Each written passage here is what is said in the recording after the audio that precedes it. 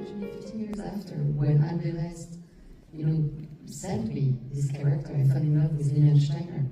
And I was like, this is it, this is for Jodie. And I rewrote with Anne this part and this character. And so you always conceived of her as an American in France, fluent in French, that notion, that was always baked in? It was connected to, as soon as I knew that the film would be interesting, if it would have been made for Jodie, it became obvious that the fact that she's an American expat in Paris would be interesting because she would have to record her patient. What was like the signification of this language that she would speak fluently, that fluently? Isn't it awkward? Can we have like a round of applause for like the performance today? Bravo!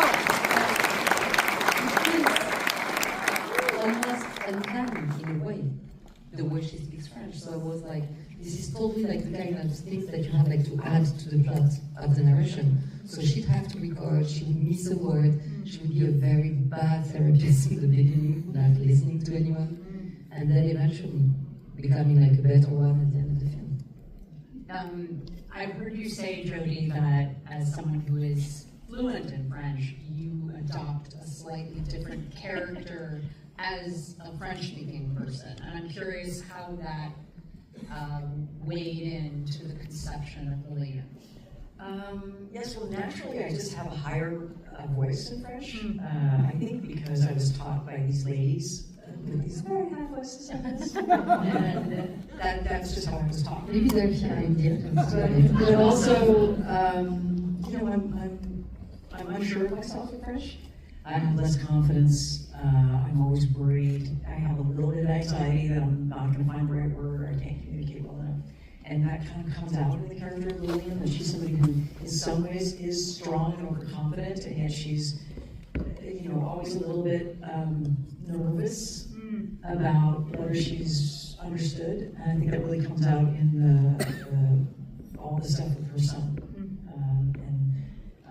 My sister, for example, has a kid, one of her kids, so she has 3 kids, French kids, and my sister speaks terrible French. No, she speaks, actually, she's completely fluent. She just doesn't understand why you should have to try and have an accent.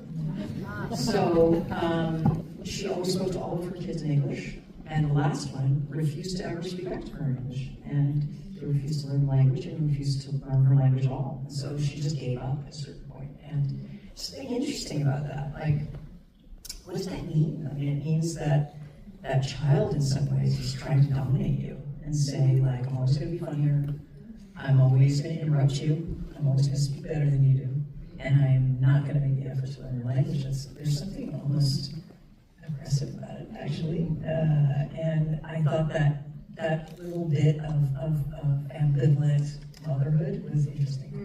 The character is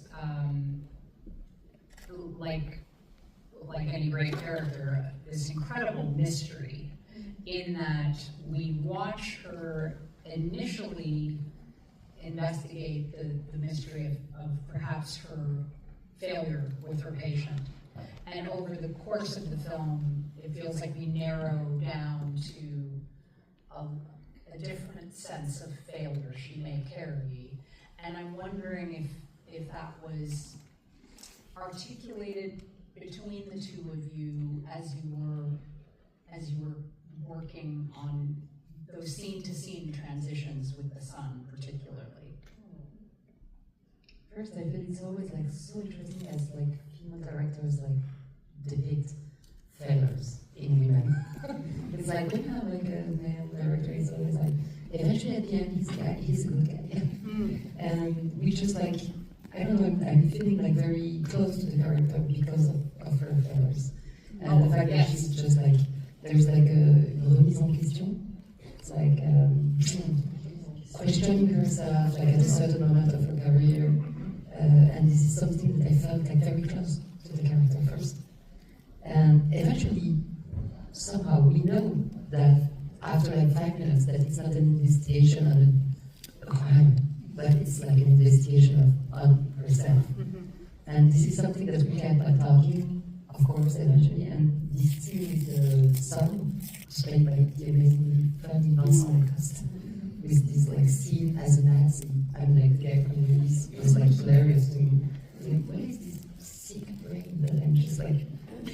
why this scene? I don't know. It's just like pure freedom.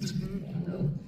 And I'm a mother of a son, and like, how threatening is it to be a mom of someone who will become like eventually someone that you want to be independent of you?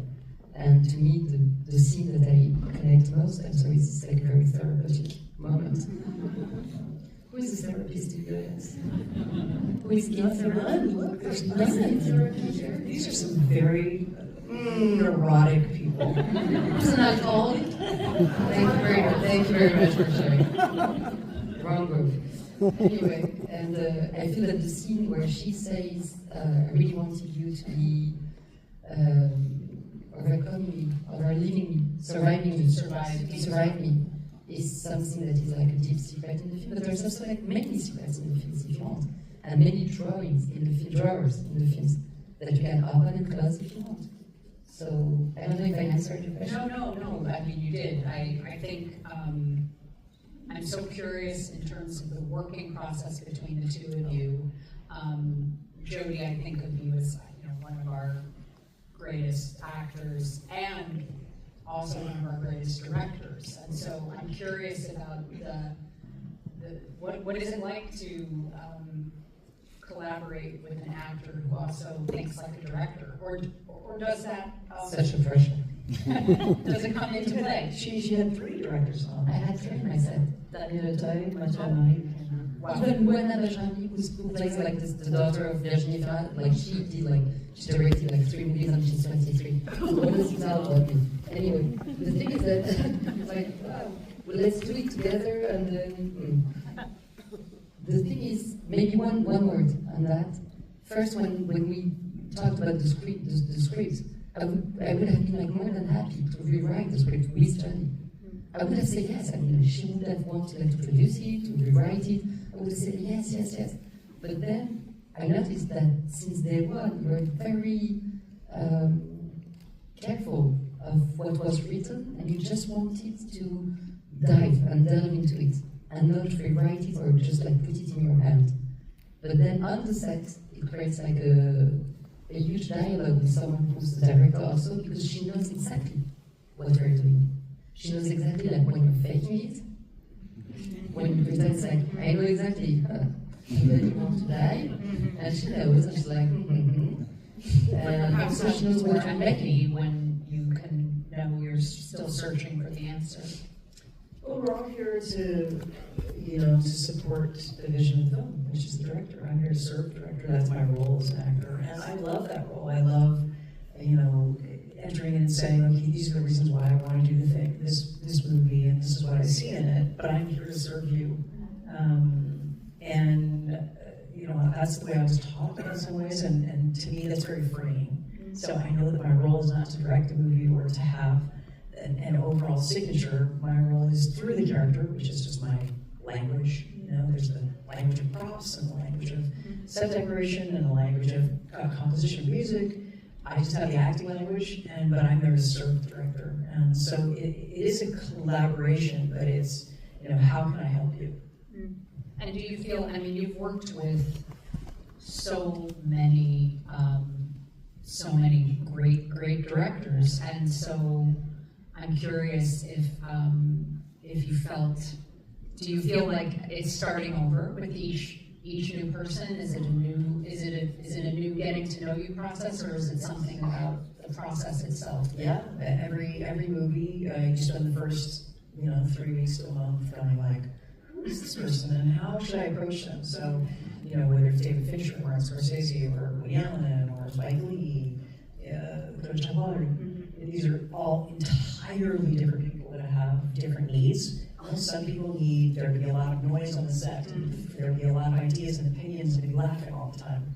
And some people need it to be deathly quiet and don't Names. I love David Fincher's one of my favorite directors I've ever worked with. With Rebecca Zotowska. And I've never learned as much from anybody as David Fincher. And his I think the word that he says more often than not is shh. He's just like, he can't handle it. He just doesn't want anyone to say anything. And I adore him, and so of course that's how we make it work. There's different people have different ways. Neil Jordan, who I loved working with, and I also learned a lot from, works in a completely different way than I do, where he's prepared in some ways, but he's a stream of consciousness guy. So he really believes that you walk into the space, and only when you walk into the space do you make real decisions instinctually that come from your gut about, he'll just go, I wonder if there was a taxi, 16 taxi cabs that came down here. And suddenly you just see people going like, what? I've got 10 minutes to get taxi cabs. So it's, we're here to serve, it's the director's birthday party, and we're here to serve how that goes. But,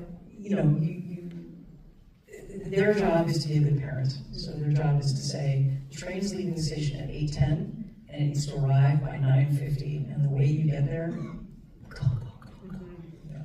And what would you, what kind of environment do you like on a set? Very agonistic, very fighting. I like peace.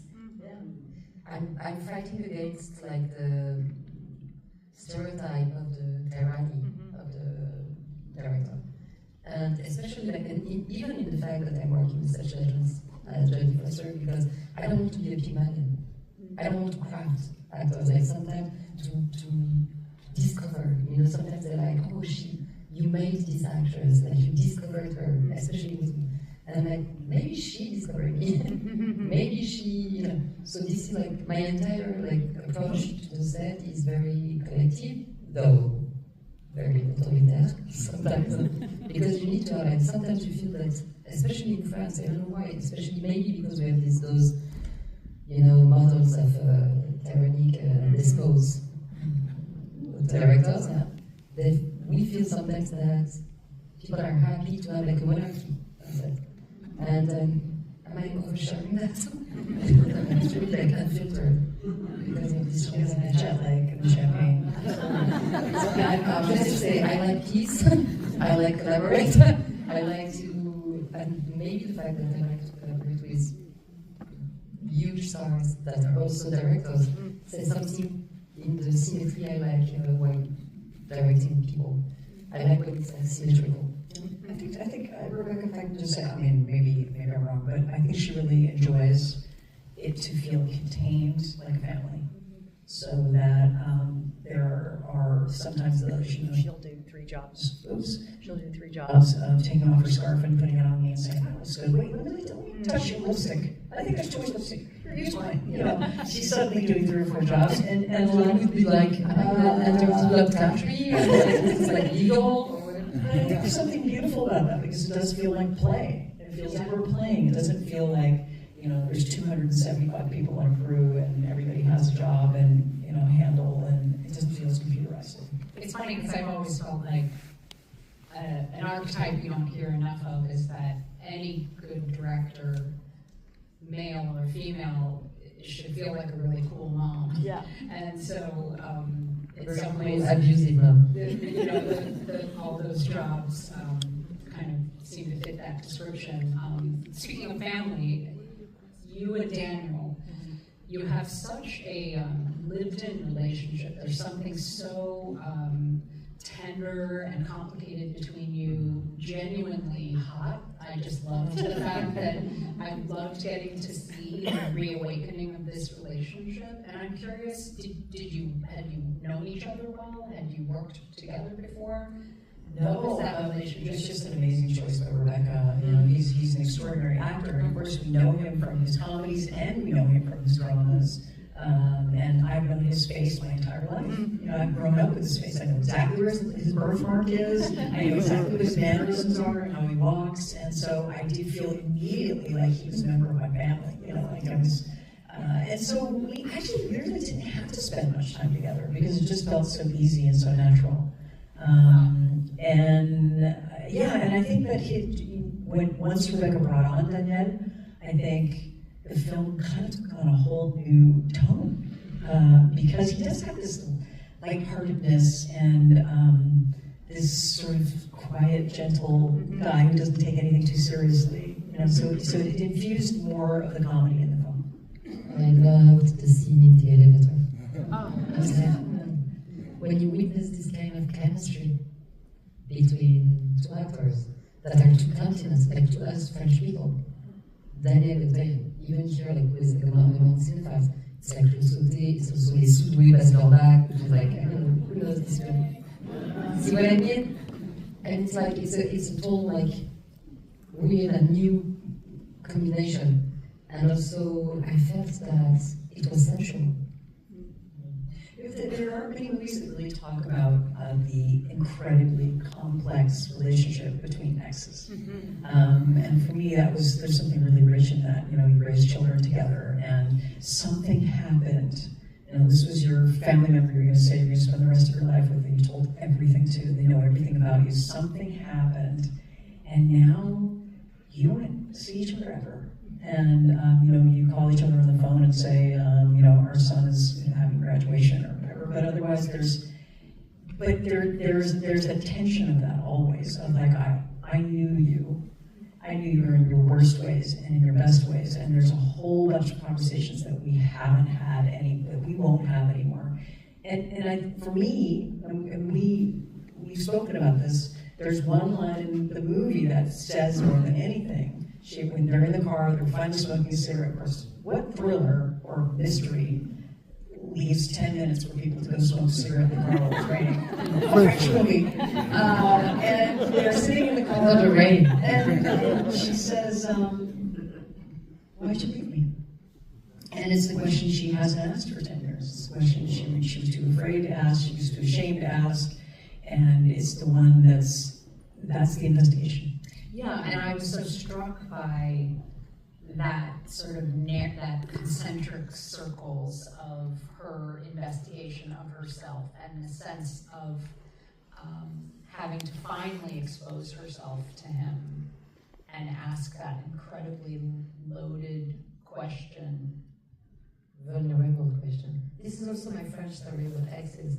I don't know if I can say it publicly, but it's cool to have sex and be friends after that. It's not a message to my husband, but it's like that people know in silence that I love deeply, faithful to. But it's like, I feel that this is, why are you laughing? I feel this is, sometimes like somehow feels must, and when it comes to like family patterns and stuff, it must be, I don't know, be revolutionary in a way. Even small, in a small way, even like modestly. But if you can just like make new patterns triumph in families, like this is possible to have friendship after that, because it's too bad if not. It's like it didn't work as a couple. Why is it like, why should you just like stop having a relationship with the person you had children with and whatever? So this is like something I want to advocate for. Could you talk a little bit about the language of dreams and how that informed the storytelling and then seemed to be such a part of that investigation into Lillian's psyche? I'm wondering how early was that a component of the storytelling? I think it was since day one. And I think it's also what connected us in a way. I don't know, we never talked about it, never publicly. But it's so much fun to create this language as a filmmaker. It's like a challenge that everyone as a filmmaker should have like once in a career. It's like, what is the material of our dreams, of our fantasies, of our denials, of our secrets, subconscious. This is something that filmmakers that we worship, like David Lynch, Fellini, have been delving into. And this is like, you have like two fields that filmmakers are super happy to take. It's the cinema itself. It's like, what is it to be like on the set of a film and whatever. It's like a new American, you know what I mean? And dreams. And I loved opening this door. And we worked really like organically at that. And also, we haven't really talked about it. The film talks a little bit about Freudian psychoanalysis. In America, we don't really do Freudian anything anymore. You know, Freud was pretty canceled in premiere. Kind of a misogynist and a jerk, and you know, that took him out of the picture. But it's still, no matter what, it's still such a rich lens to look at cinema. Obviously Hitchcock and, you know, numerous examples, but there's something fun, really fun, about saying like, okay, I'm going to make a movie that deals with Freudian psychoanalysis, and then when you see the movie, you're going to have to see it all through that idea. Even hypnosis, because, you know, Freud was involved with hypnosis before, in the beginnings of psychoanalysis before he rejected it. And so there's this real rivalry between hypnotists and psychoanalysts, which I kind of love how that works out in the film too. Did you lean on your own dreams as you were making the film, or conceiving? Good question. Not really. You do? No. Do you dream? Oh, I dream French often because, and I tend to yell at people in French in my dreams. Or you know that perfect moment where it's the moment that you wish actually happened, the moment where you're yelling at a taxi driver and you're saying, you should have turned left and not turned right, and I told you not to, and why am I paying you $90? Why am I paying $90? And then you're able, it all comes out perfectly. Those are my dreams. You know how we call I love that. You know how we call that in French? What? We call that the spirit of the stairs. The spirit of the stairs. Stairs means like l'esprit d'escalier. That means that you wish you would have said that after. And in the film, there's so many stairs. Yeah. So there's like, I was connected to the matière of the dreams of Jodie. I feel like every film seems to offer its challenges and its joys, and I'm so curious from both of your perspectives what the challenges were as you were making it and what the joys were. Well, you know my challenge. My challenge was just to remember my lines was really hard. I don't know about any of the people in the audience who are over 60. It gets really hard to remember your lines, but to remember your lines in a different language that you're not able to actually improvise in is actually quite difficult because, you know, if it's what I want to say is tennis shoe, but all I remember to say is shoe, that's a problem. It felt very free and yet precise, so I just assumed you memorized it all. Well, that's the challenge. Yeah. The challenge is to find the spontaneous moment and to be in the present moment, and to be in the present moment in a foreign language is a challenge. Yeah. How about you? I would say I started with the joy. I would say my joy was to delve into a season with you. I felt that we're entering the fall, we're entering autumn, and I was chasing this season during the film. And I would feel like, you know, sometimes what I love about movies is when you enter a place and you don't want to leave, and I'm doing like ASMR when I write now. Okay, and you enter like a place you don't want to leave, you want to live in the film. And I really tried to... It's stretch your legs time. It's like Chinese pose for everyone. When you go to the baseball game, which you guys didn't see, so I'm going to read it for you. In baseball, you don't know this, but in America, in baseball, there's like this moment where they're like, okay, it's time to stretch. And everybody's like, What happened in the Dodgers? don't tell them, because they haven't seen it. But I'm just going to give you a hint, it was not 19 innings. It was not 19 innings. Oh, they're so No, they're not disappointed. You know, they're not disappointed that it wasn't as long as last time.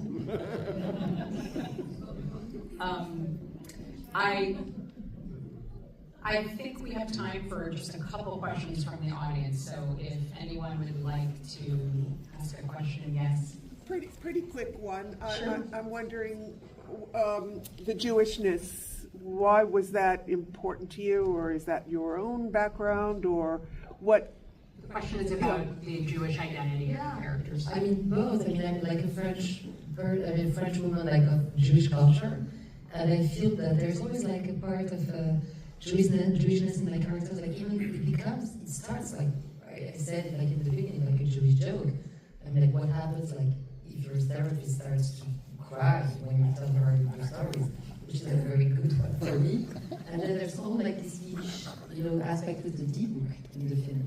The fact that there's like ghosts and sometimes like souls that have not been living their entire lives, and eventually you just end up having the responsibility of living what they had to experience to the end, which is something meaningful for me as an orphan of a mom. Like I lost my mom when I was 11, and this is something that I'm always, connected. Like cinema is connected to ghosts too. And then there's the Jewishness of the transmission, and the fact that there's always like questions to ask and few answers. Also, the fact that Jodie acts like would play a character that would be this American person disconnected from her Judaism in a way, as an American person who was not like connected to the burden of the Eastern Europe, like tragedy. And I feel it's this everything was meaningful in a way, and because I know it well, I was like, let's do it. And also the rabbi in the film is my father. Because he was he does all the prayers. All the prayers. I was like, he's cheap and he was free. So this is the way, it's hard to make films on things you don't know. We can do that, but it's easier to bring like your own culture on that and to delve into it. But as a lens that also dovetails with the psychoanalytic lens too. I mean, the Jewish lens in the film is very interesting. That you're talking about somebody who's left their culture. She has left everything that she was and that she's known for to become something else. And she has a disconnection with her Judaism in some ways. That she's only able, fears, whatever that comes from the past, that she's only able to touch in her dreams or in her interior life. And those are that ends up working itself out in her regular life. I kind of love that moment where, at some point she's yelling at the dinner table, like, Jewish, we're all Jewish, except for you, Vanessa. She just points out the one Asian person there. It's just, we're all Jewish, except for you. And she's already made sure to take one person out.